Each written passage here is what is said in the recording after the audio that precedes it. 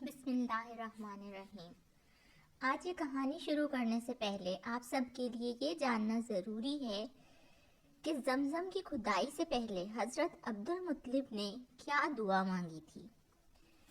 تو زمزم کی کھدائی سے پہلے عبد المطلب نے یہ دعا مانگی تھی کہ اے اللہ، اس کھدائی کو مجھ پر آسان کر دے، میں اپنا ایک بیٹا تیرے راستے میں ذبح کروں گا۔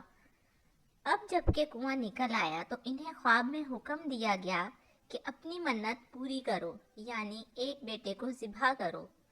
چلیے اب چلتے ہیں ہمارے اگلے موضوع 100 اونٹوں کی قربانی کی جانب۔ تو ہوا کچھ یوں کہ عبد المطلب کو یہ حکم اس وقت دیا گیا جب وہ اپنی منت بھول چکے تھے۔ پہلے خواب میں ان سے کہا گیا منت پوری کرو، انہوں نے ایک مینڈا ذبح کر کے غریبوں کو کھلا دیا۔ پھر خواب آیا اس سے بڑی پیش کرو، اس مرتبہ انہوں نے ایک بیل ذبح کر دیا۔ خواب میں پھر یہی کہا گیا کہ اس سے بھی بڑی پیش کرو، اب انہوں نے اونٹ ذبح کیا۔ پھر خواب آیا اس سے بھی بڑی چیز پیش کرو، انہوں نے پوچھا اس سے بھی بڑی چیز کیا ہے؟ تب کہا گیا اپنے بیٹوں میں سے کسی کو ذبح کرو جیسا کہ تم نے منت مانی تھی۔ اب انہیں اپنی منت یاد آئی، اپنے بیٹوں کو جمع کیا، ان سے منت کا ذکر کیا، سب کے سر جھک گئے، کون خود کو ذبح کرواتا؟ آخر عبداللہ بولے ابا جان آپ مجھے ذبح کر دیں۔ یہ سب سے چھوٹے تھے، سب سے خوبصورت تھے، سب سے زیادہ محبت بھی عبد المطلب کو انہی سے تھی، لہٰذا انہوں نے قرعہ اندازی کرنے کا ارادہ کیا۔ تمام بیٹوں کے نام لکھ کر قرعہ ڈالا گیا، عبداللہ کا نام نکلا۔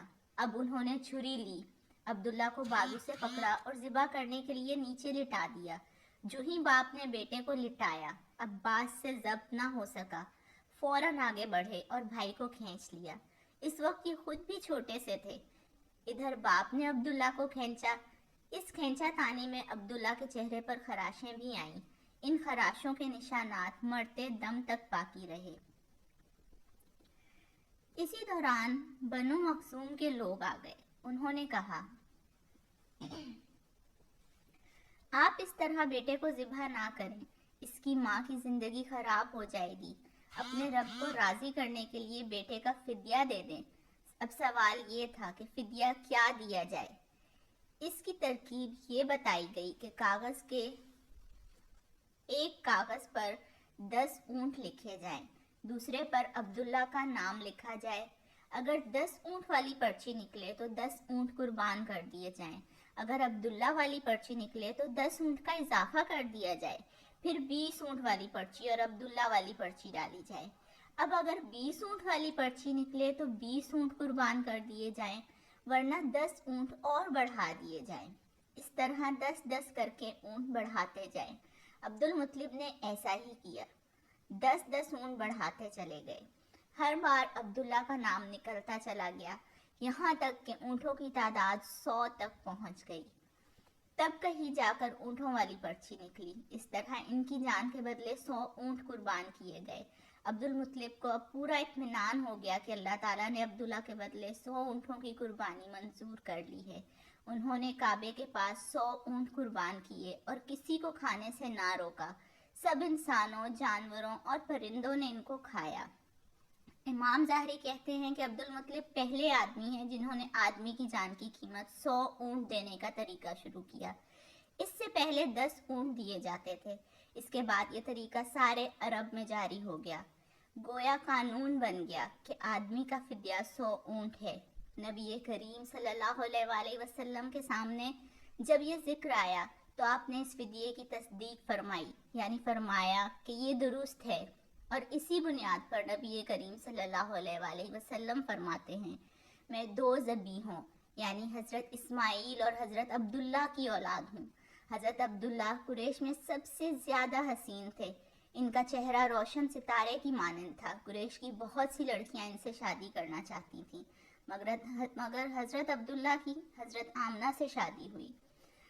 حضرت آمنہ وہب بن عبد مناف بن زہرہ کی بیٹی تھی۔ شادی کے وقت حضرت عبداللہ کی عمر 18 سال تھی۔ یہ شادی کے لیے اپنے والد کے ساتھ جا رہے تھے۔ रास्ते में एक औरत काबे के पास बैठी नजर आई। ये औरत वर्का बिन नौफल की बहन थी। वर्का बिन नौफल कुरैश के एक बड़े आलिम थे। वर्का बिन नौफल से इनकी बहन ने सुन रखा था कि वक्त के आखिरी नबी का ज़हूर होने वाला है और इनकी निशानियों में से एक निशानी ये होगी कि इनके वालिद के चेहरे में नबूवत का नूर चमकता होगा। जो ही इसने अब्दुल्ला को देखा, फौरन इसके जहन में ये बात आई। इसने सोचा, हो ना हो ये वही शख्स है जो पैदा होने वाले नबी के बाप होंगे।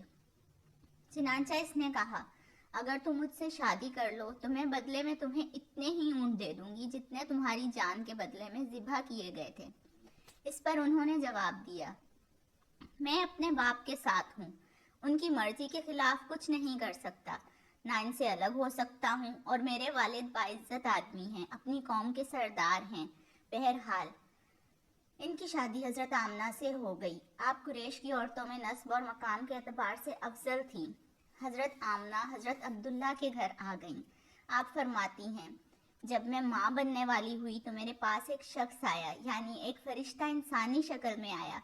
इस वक्त मैं जागने और सोने की दरमियानी हालत में थी। आम तौर पर इस हालत को क़नूदगी कहा जाता है।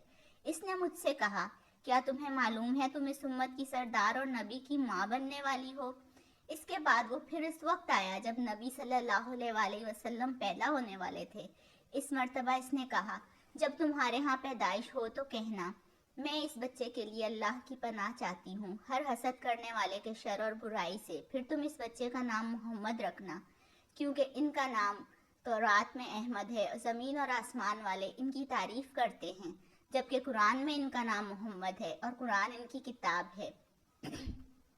एक रिवायत के मुताबिक फरिश्ते ने इनसे ये कहा, तुम वक्त की सरदार की माँ बनने वाली हो। इस बच्चे की निशानी ये होगी कि इसके साथ एक नूर जाहिर होगा, जिससे मुल्क शाम के बसरी हालात जाहिर हो जाएंगे, और जब बच्चा पैदा होगा तो इसका नाम मोहम्मद रखना, क्योंकि तौरात में इनका नाम अहमद है। आसमान और ज़मीन वाले इनकी तारीफ करते हैं और इंजील में इनका नाम अहमद है। हज़रत अब्दुल्ला के चेहरे में जो नूर चमकता था, शादी के बाद वो हज़रत आमना के चेहरे में आ गया था। इमाम ज़हरी फरमाते हैं, हाकिम ने ये रिवायत बयान की है और इसको सही करार दिया है कि सहाबा ने हजूर से अर्ज़ किया, ए अल्लाह के रसूल, हमें अपने बारे में बताइए। आप सल्लल्लाहु अलैहि वसल्लम ने इरशाद फरमाया, मैं अपने बाप इब्राहीम की दुआ हूँ, अपने भाई ईसा की बशारत हूँ और खुशखबरी हूँ। जब मैं अपनी वालदा के शिकम में आया तो उन्होंने देखा, गोया उनसे एक नूर जाहिर हुआ है, जिससे मुल्क शाम में बसरा के महलात रोशन हो गए। हज़रत आमना ने हज़रत हलीमा से फरमाया, मेरे इस बच्चे की शान निराली है, ये मेरे पेट में थे तो मुझे कोई बोझ थकन नहीं हुई। हज़रत ईसा वो आखिरी पैगंबर हैं जिन्होंने आप सल्लल्लाहु अलैहि वसल्लम की आमद की खुशखबरी सुनाई है। इस बशारत का जिक्र कुरान में भी है। इस तरह वो वक्त भी काबिल ज़िक्र है जबकि ईसा इब्ने मरियम ने फरमाया कि ए बनी इसराइल, मैं तुम्हारे पास अल्लाह का भेजा हुआ आया हूँ कि मुझसे पहले जो तो रात आ चुकी है मैं इसकी तस्दीक करने वाला हूँ, और मेरे बाद जो एक रसूल आने वाला है उनका नाम मुबारक अहमद होगा और मैं इनकी बशारत देने वाला हूँ। अब चूँकि हज़रत ईसा ये बशारत सुना चुके थे, इसलिए हर दौर के लोग आपकी आमद का बेचैनी से इंतज़ार कर रहे थे। इधर आपकी पैदाइश से पहले ही हज़रत अब्दुल्ला इंतकाल कर गए।